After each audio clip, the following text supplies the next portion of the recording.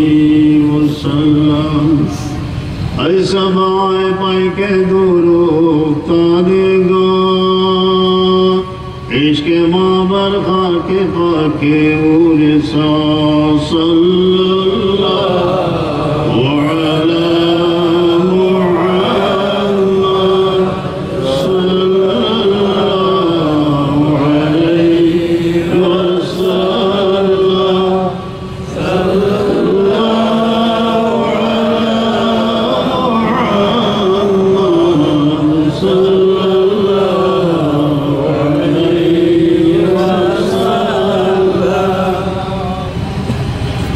এখানে উপস্থিত হওয়ার পর তিনি নিজেই বলতেছেন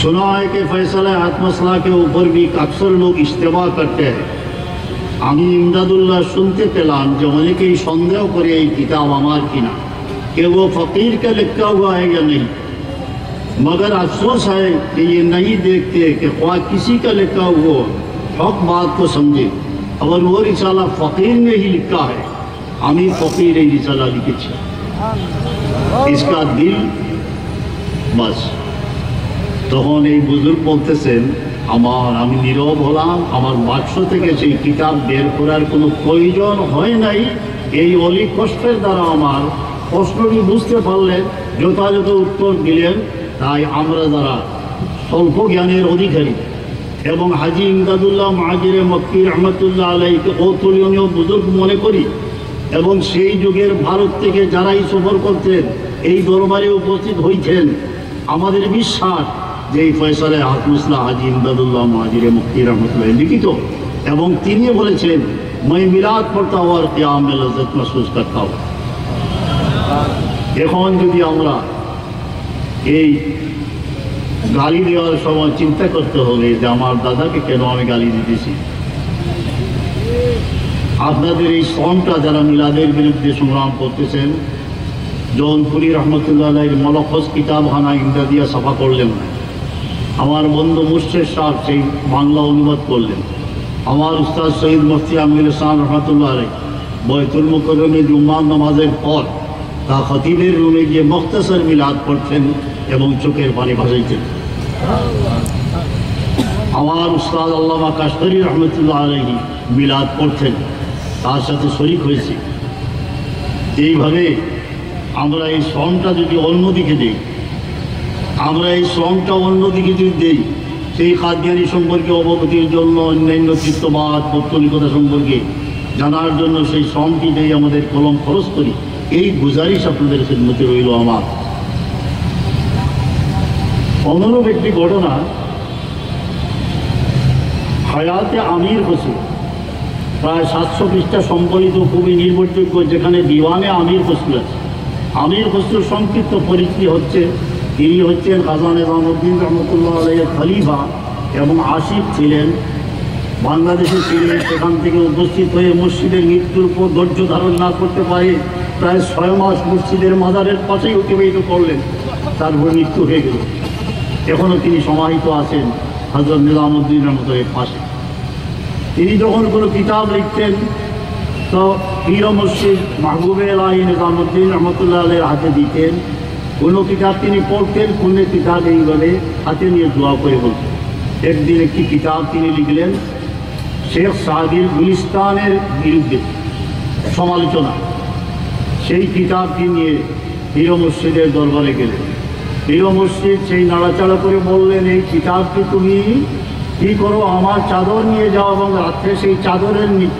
চাদর উড়ে সেখানে রাত্রি যাপন করো তিনি স্বপ্নে দেখলেন যে সরওয়ারে কায়নাত একটি মহফিল অত সুন্দর সেই মহফিলে সরওয়ারে কায়নাত শাহ ইসলাম তশরিফ রেখেছেন বিশিষ্ট সাহাবায়ে কেরাম তশরিফ রেখেছেন আর এক পাশে দাঁড়িয়ে একজন মানুষ বড় মধুর সুরে পড়তেছেন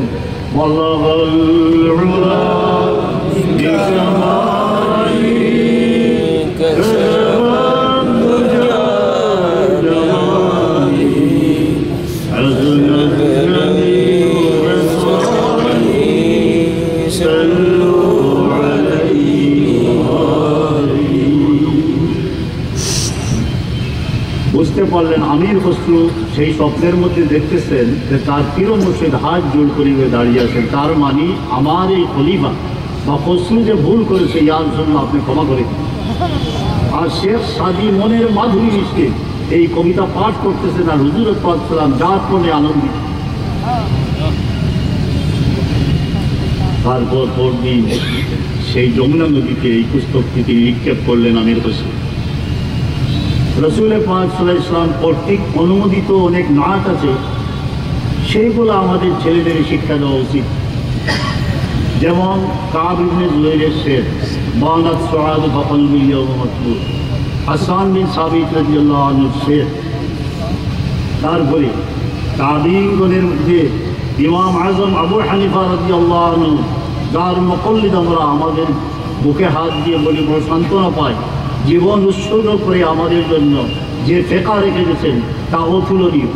আমরা রেসপেক্ট করি ইমাম আহমদ, ইমাম মালিক, ইমাম শাফি, আল্লাহ তাআলা যেন প্রত্যেকের পরিশ্রমকে কবুল করেন। কিন্তু আমাদের ইমাম ছিলেন তাবী। তিনি হুজুর পাক সাল্লামের এই কসিদাতুন নুরমান তিনি লিখলেন নাতের মধ্যে, এই কসিদা আমাদের পড়া উচিত। يا سيد السادات جئتك قاصدا أرجو رضاك واعتني بعماك اللهم صل وسلم وبارك على سيدنا محمد। শেখ সাদির সেই বলাগালুলা হুজুর পাক সাল্লাম কর্তৃক অনুমোদিত কসিদায়ে বুরদা এখনও মসজিদে নববীর উপরে কোনো কোনো জায়গায় তারকির যুগের লিখিত কসিদায়ে বুরদার অংশ রয়েছে। সেই কসিদায়ে বুরদা মকবুল এবং এই কসিদায়ে বুরদাও রাসূল পাক সাল্লাল্লাহু আলাইহি ওয়াসাল্লাম কর্তৃক অনুমোদিত। বলে অনুমোদিত তিনি সাহাবী নন, কিভাবে অনুমোদিত?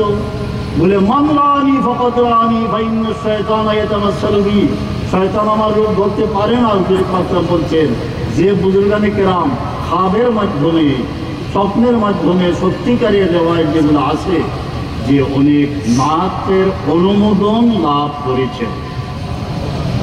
এইভাবে শাহ ওলিউল্লাহ মুহাদ্দিসে দেহলভী রহমাতুল্লাহ আলাইহির আতিয়াবুন নুগম অতুলনীয় একটি নাতের কবিতা। সেই শাহ ওলিউল্লাহ মুহাদ্দিসে দেহলভী রহমাতুল্লাহ আলাইহি দুরুস সামিন ফি মুবাশশিরাতিন নবীল আমিন, এইখানে শাহ আব্দুর রহিম রহমতুল্লাহ আলাইহিকে হুজুর পাক সাল্লাম দিদার নসিব হয়েছে এবং অনেক নসিহত করেছেন, অনেক কিছু দিয়েছেন, সেইগুলো অনুমোদিত। আমার প্রিয় মুর্শিদ হযরত ফুলতলি সাহেবুল্লাহ রহমতুল্লাহ আলাইহি সেই কেরাতের খেদমত আল্লাহর হাবিব কর্তৃক অনুমোদিত। আমি আর একটা বিষয়ে যাই। এখানে যারা বসে আছেন বড় বড় শিক্ষিত লোক বসে আছেন, জীবনের একটা বিরাট অংশ আপনারা ব্যয় করেছেন সেই ইলম হাসিল করার জন্য। অনেক ডক্টর থাকতে পারেন, আপনি যেমন ফিলোসফির ডক্টর, আপনি যা শিক্ষা করেছেন আমার মতো লোক যদি আরো 20 বছর অধ্যয়ন করি আপনার সমপর্যায় করতে পারবো না, আপনাকে আমি সম্মান করি। কিন্তু যারা বড় বড় জ্ঞানী আছেন তা আপনাদের জন্য দিগ্দর্শক দুই একজন মানুষের কথা বলতেছি। ডক্টর শহীদুল্লাহ সাহেবকে আমরা দেখতাম, ব্যক্তিগত পরিচয় ছিল না, আমার ওয়ালিদ সাহেবের সঙ্গে ছিল, দূর থেকে এইভাবে সালাম জানাতাম, জনতার সঙ্গে আমরা শরীক করি। তিনি যখন আমাদের ঢাকা আলিয়া মাদ্রাসা হলে কোনো বক্তব্য রাখতেন মনে হতো সংস্কৃত, বাংলা, ইংরেজি সব ভাষা যেন তার মায়ের ভাষা। কিন্তু তিনি এত অবনত ছিলেন যে ফুরফুরা শরীফের পীর সাহেবুল্লাহ সাহচর্য লাভ করার কারণে তার এই অগাধ জ্ঞান একটা আলোতে পরিণত হয়েছে। আল্লামা ডক্টর ইসলামুল হক ভারতের হিন্দু সম্প্রদায়ের যিনি সবচেয়ে বড় জ্ঞানী, তিনি আল্লাহর হাবিবের দিদার লাভ করলেন, স্বপ্নে ইসলাম গ্রহণ করলেন। সেই ডক্টরের দিকেও আমরা দেখা দরকার। আমার প্রিয় মরহুম আল্লামা ইকবাল রহমতুল্লাহ আলাইহির দু একটি কবিতা এখানে পাঠ করে শেষ করতে চাই। তিনি বলতেছেন যে কোনো আশিক সমস্ত রজনী আল্লাহর হাবিবের সাইয়্যিদে আলম সাহেবের বিরহে ক্রন্দন করেছে। দিনহীন কাঙ্গাল মানুষ এমন তৌফিক নাই। এই মানুষটি হয়তো মায়ের কোলে একদিন শুনেছিল, মা বলেছিলেন যে তোমার এই সৃষ্টির মধ্যে সবচেয়ে বড় আপনজনের নাম জানো তুমি জাদু আমার? মা কানে কানে বলেছিলেন তিনি হচ্ছেন নবী মুকাররম মুহাম্মদ রাসূলুল্লাহ। সেদিন থেকে পাগল পালা। মাকে জিজ্ঞেস করেছিলাম আমাদের জীবনে এমন ঘটনা হয়েছিল, আমার ব্যক্তিগতভাবে বলবো, মা বলো তিনি কোথায় আছেন? তিনি আছেন দূর পাক মদিনায়, গম্বুদে খাজরার নিচে অক্ষত দেহে জীবিত অবস্থায় সেখানে আছেন। তোমার জন্য দোয়া রইল যেন আল্লাহ তোমাকে সেই দরবারে পৌঁছায়। আমরা আশিক হতে পারি নাই। ইসলাম সে তো পরশমানি কে পেয়েছে তারে খুঁজি, পরশে তাহার খাঁটি হলো যারা তাদেরই মোরা বুঝি। দাস্তানে প্রস্তাব আম্মা তালা করতে রেখে ইকবাল বলতেছেন, যেমন এমন একজন বিরোহী কথা বলতেছেন,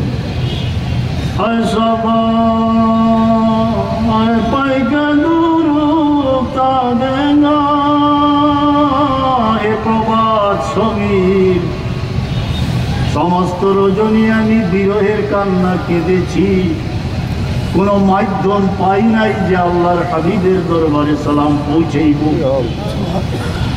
হে প্রবাদ সমীর ইশক বরখাকে পাখে উড়ে আমার নয়নের জল নিয়ে হে প্রবাদ সমীর আল্লাহর হাবিবের কবরের পবিত্র মাটির উপরে রাখিও।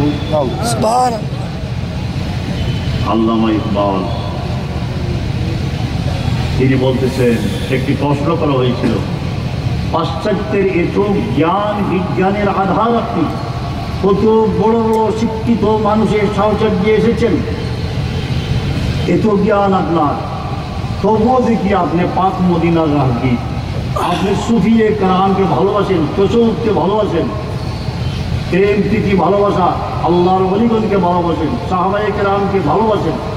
সত্যি আল্লামা ইকবাল প্রত্যেক সাহাবী সম্পর্কে ফার্সি ভাষায় লিখিত দিওয়ান আমার নিকটে আছে, যে কত কিছুতে লিখেছেন। আল্লামা ইকবাল বলতেছেন, তিনি যেন কল্পনা করতেছেন কৈশোর গেল, যৌবন গেল, বার্ধক্য আসে, আমার অন্তরের অন্তঃস্থলে সঠিক আল্লাহর হাবিবের প্রেম তখনই জাগরিত হলো যখন আমার বিদায় বেলা, আমার বিদায় বেলায় তাৎক্ষণিক ওই দূর বনে সন্ধান আমিকে বড় আবিয়ে লাগে, এমনই করিয়া লুটায় পড়িতে বড় সাহায্য যাবে। দিনমণি যখন অস্ত চলে যাচ্ছে, জীবন প্রায় শেষ হয়ে আসতেছিল, তখন আমি মদিনা মুনওয়ারা রাহগীর হইলাম। মন আমার, আমি তোমাকে সম্বোধন করে বলতেছি, পাখিরে আমার, কাছার ভিতরে কাঁদো, যতই কাঁদো, এই খাঁচা ছেড়ে তোমাকে চলে যেতে হবে। তুমি বিশ্বাস করো, তোমার ঈমান যদি সঠিক থাকে, তুমি সঠিক পথে থাকো, তবে তোমার জন্য অপেক্ষা করছেন সিরাজাম মুনীরা সাল্লাল্লাহু আলাইহি ওয়াসাল্লাম। আর যদি সেই টানাটানি না থাকে, সেই অনুভূতি না থাকে, তবে তুমি কিন্তু তোমার জীবন তরি, হে বৃদ্ধ, তোমার জীবন তরি অথই সমুদ্রে বিলীন হয়ে যায়। তিনি বলতেছেন,